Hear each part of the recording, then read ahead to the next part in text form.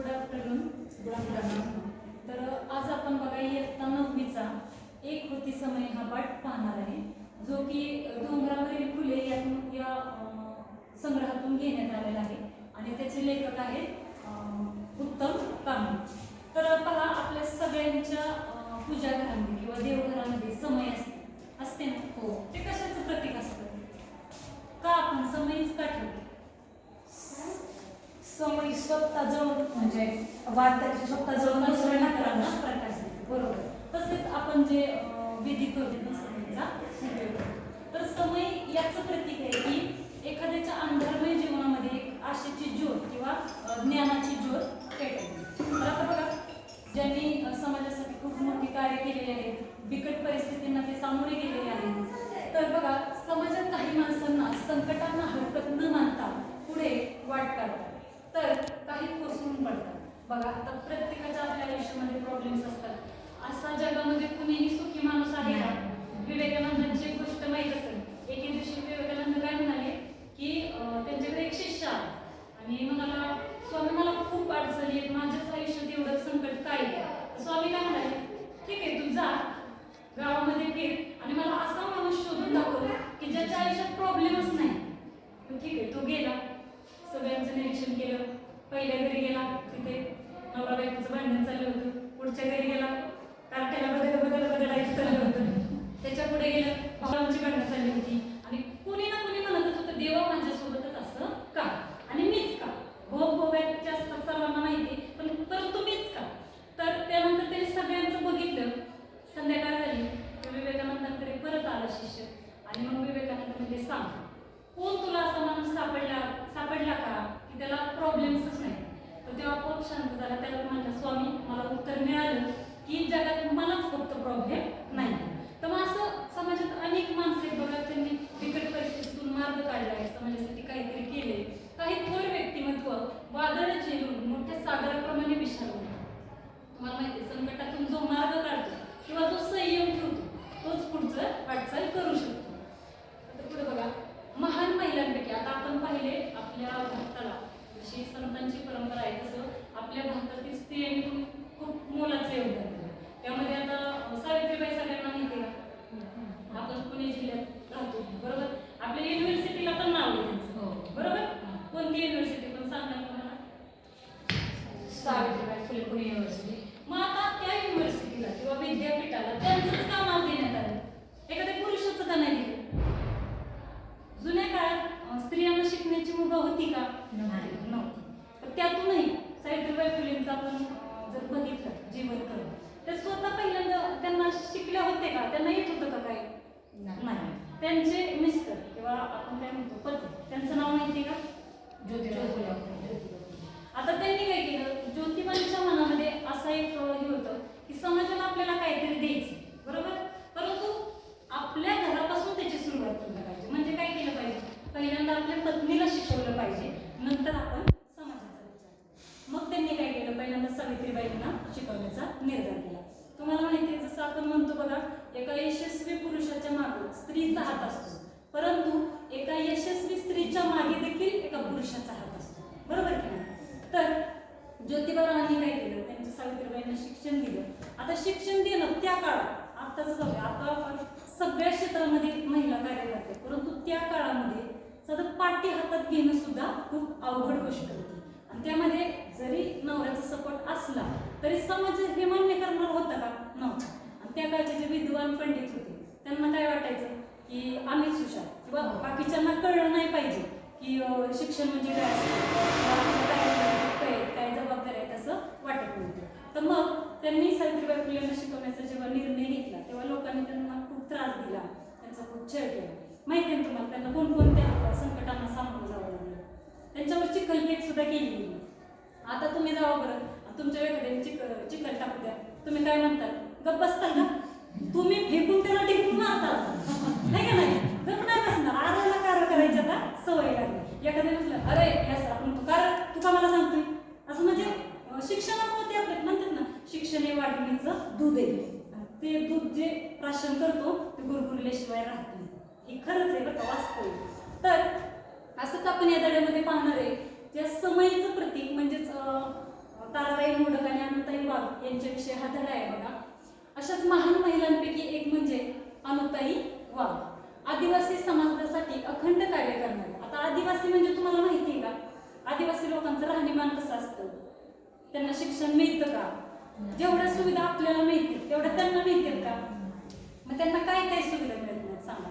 पहिली गोष्ट म्हणजे त्यांना घालायला कपडे सुद्धा व्यवस्थित नसते, अन्न तर सोडाच, कपडे पण नसतात.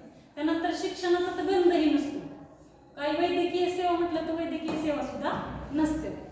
त्यानंतर बघा, आदिवासी समाजासाठी या अनुताई वाघ यांनी अखंड कार्य करण्याचं ठरवलं. शिक्षण तज्ञ. आता अनुताई यांना शिक्षण तज्ञ का म्हटले बघा, त्यांचा जीवन प्रवास पुढे मी तुम्हाला सांगणार आहे. समाजसेविका देखील त्यांना नाव देण्यात आलेलं आहे. त्यानंतर दुसरं आपलं आहे ताराबाई मोडक यांच्यासोबत काम करत त्यांनी कोसबाडच्या टेकडीवर ज्ञानयज्ञ सतत सेवत ठेवला. म्हणजे बघा, शिक्षण घ्यायचं असेल तर खूप छानपैकी क्लासरूम पाहिजे किंवा काय पाहिजे, वातावरण पाहिजे, एअर कंडिशनर पाहिजे, असं काय असतं का. ज्याला शिक्षण घ्यायचंय तो खटक्या पोत्या बसून सुद्धा शिक्षण घेतो, बरोबर. आपल्या आजी आजोबांच्या किंवा आपल्या वडिलांना विचारा, त्यांच्या काळच्या शाळा कुठं ग्रामपंचायतीत भरायच्या, कुठं देवळात भरायच्या, हे की नाही. त्यांना असं आपल्या इथं होतं का लाईटन मिटन. माझ्या स्वतःचा अनुभव सांगायचा, माझा चुलता ती दिवा वगैरे नसतात त्या रस्त्यावर, त्या दिव्याच्या खाली बसून अभ्यास केला. म्हणजे असं सुद्धा त्याला खरंच शिक्षण घेत असताना त्याला कोणतीही गोष्ट किंवा वस्तू अडवू शकत नाही. पुढे बघा, तर यांनी काय केलं, प्रथमतः कोसबाड हे ठिकाण आहे, ठिकाणाचं नाव आहे. कोसबाडच्या टेकडीवर त्यांनी मुलांना शिकवायचं असं ठरवलं. कुणी, अनुताई वाघ यांनी. या धड्यात आपण त्यांच्या त्यागमय, कष्टमय व प्रेरणादायी जीवनाचा परिचय करून घेतो.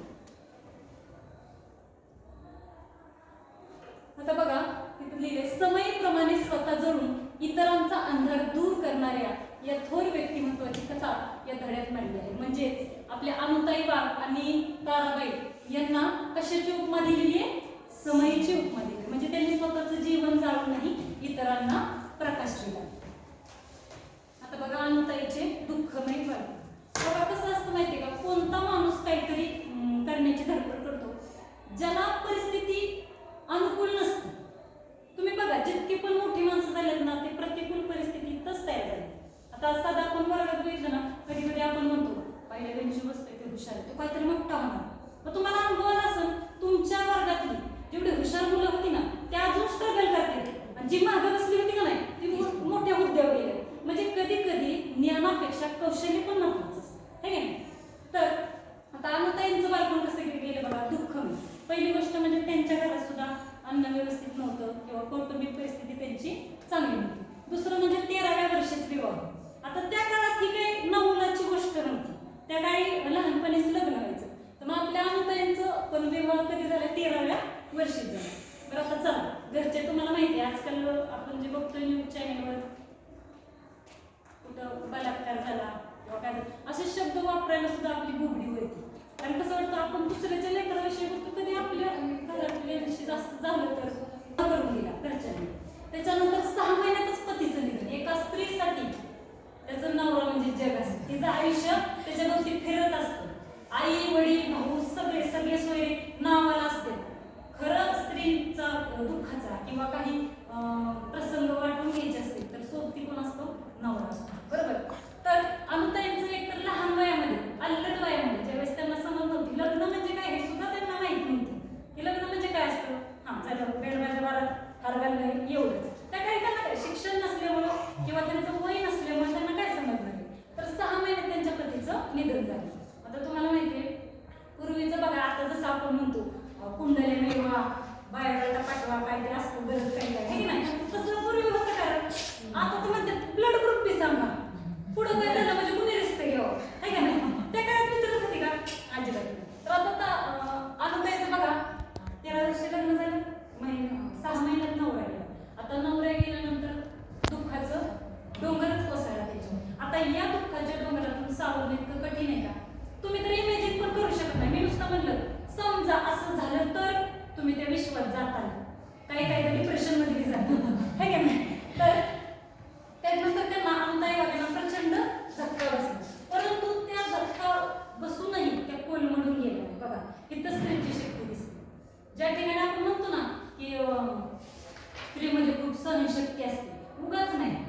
देवाने निसर्गातच बनवले.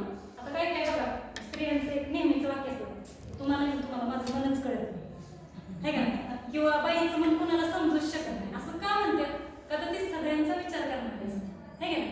तर बघा, आपल्या अनुताईंचं नंतर पतीचं निधन झाल्यानंतर त्यांनी कोलमडून न पडता त्यांनी काय केलं, ताराबाई मोडक यांचे आले. आता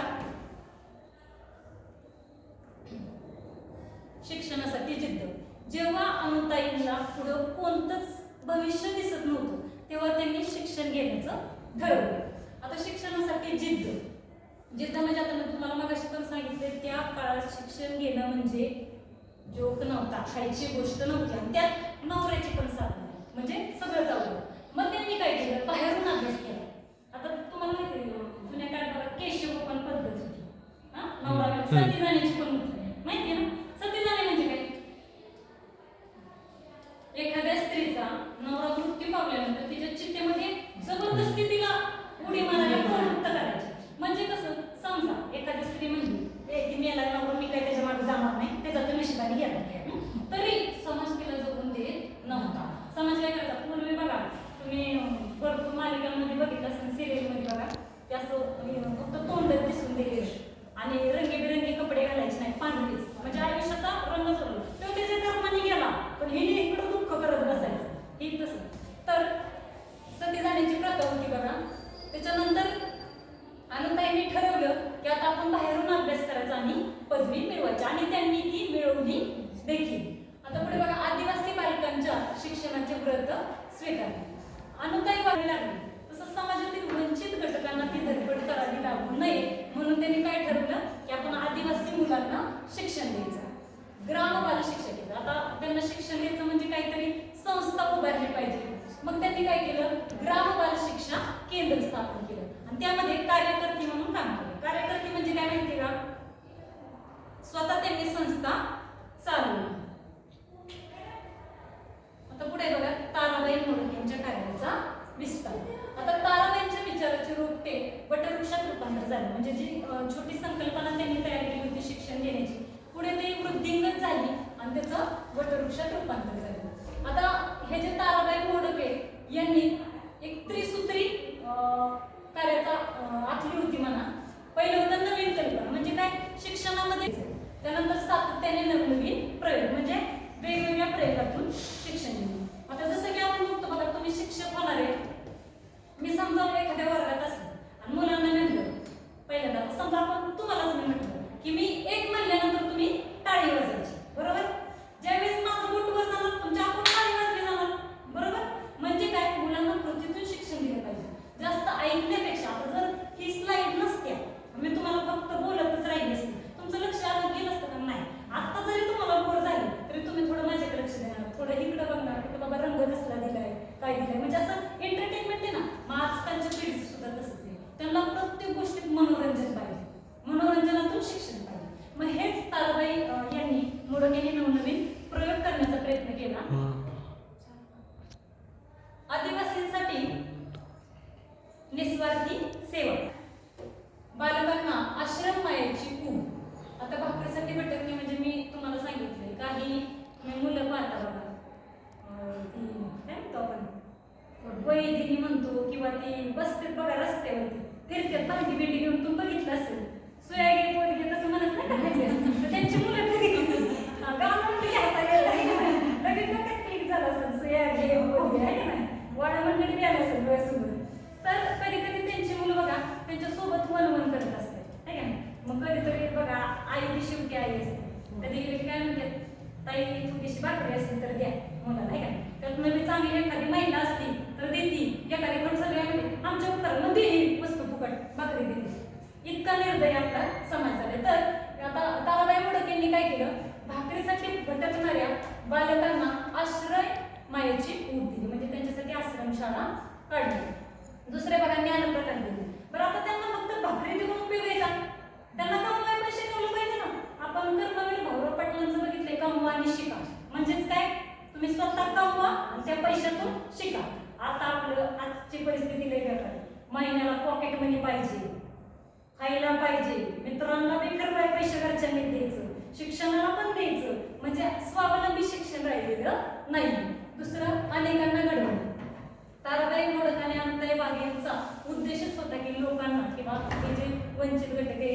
घडत